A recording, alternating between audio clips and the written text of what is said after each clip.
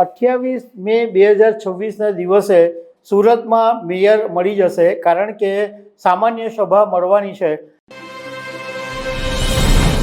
28 એપ્રિલે સ્થાનિક સ્વરાજ્યની ચૂંટણીના પરિણામ આવી ગયા અને હજુ 23 દિવસ થયા પછી પણ મેયર જાહેર નથી થયા।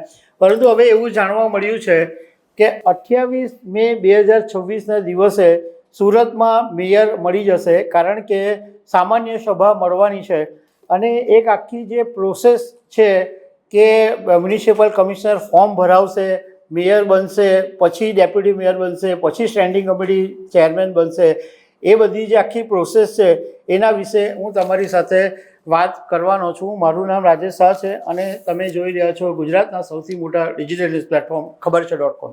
સ્થાનિક સ્વરાજ્યની ચૂંટણીમાં ભારતીય જનતા પાર્ટીએ ગુજરાતની તમામ 15 મહાનગરપાલિકા પર કબજો કરી લીધો, પરંતુ મેયરની પસંદગી હજુ નથી થઈ।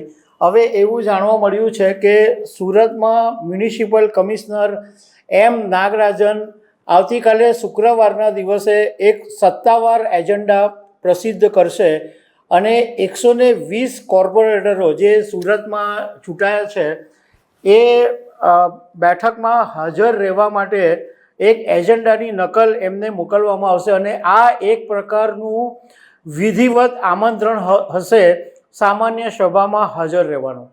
અને જાણવા મળ્યું છે કે 28મી મે ગુરુવારના દિવસે સુરત મહાનગરપાલિકામાં સરદાર ખંડની અંદર સામાન્ય સભા મળવાની છે અને આ સભા મળશે એ પહેલાં ભાજપની સંકલન બેઠક મળશે અને આ બેઠક પણ મહાનગરપાલિકામાં જ સામાન્ય સભા શરૂ થયા પહેલાં મળશે અને આ બેઠકની અંદર મુખ્ય 5 અધિકારીઓના નામ છે એ નક્કી કરી દેવામાં આવશે। Mayor, deputy mayor, standing committee chairman, શાસક પક્ષના નેતા અને દંડક। આ જે એજન્ડા સુરત મ્યુનિસિપલ કોર્પોરેશનના કમિશનરે નક્કી કર્યો છે એમાં મેયર, ડેપ્યુટી મેયર, સ્થાયી સમિતિના 12 સભ્યો એની વરણી કરવામાં આવશે અને 3 દરખાસ્ત રજૂ થશે।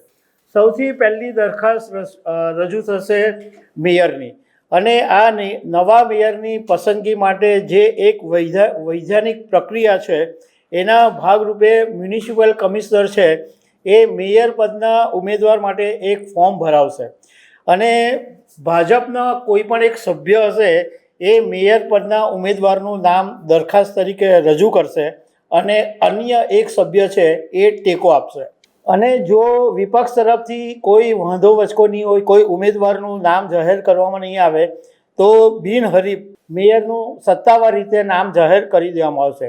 એ પછી મેયર સત્તાવાર ચાર્જ લઈ લેશે અને મેયર ચાર્જ લેશે અને એ પછી ડેપ્યુટી મેયરની વરણી જાહેર થશે અને ડેપ્યુટી મેયરની વરણી જાહેર થાય એ પછી સ્થાયી સમિતિના ચેરમેન અને 12 સભ્યોની વરણી કરવામાં આવશે।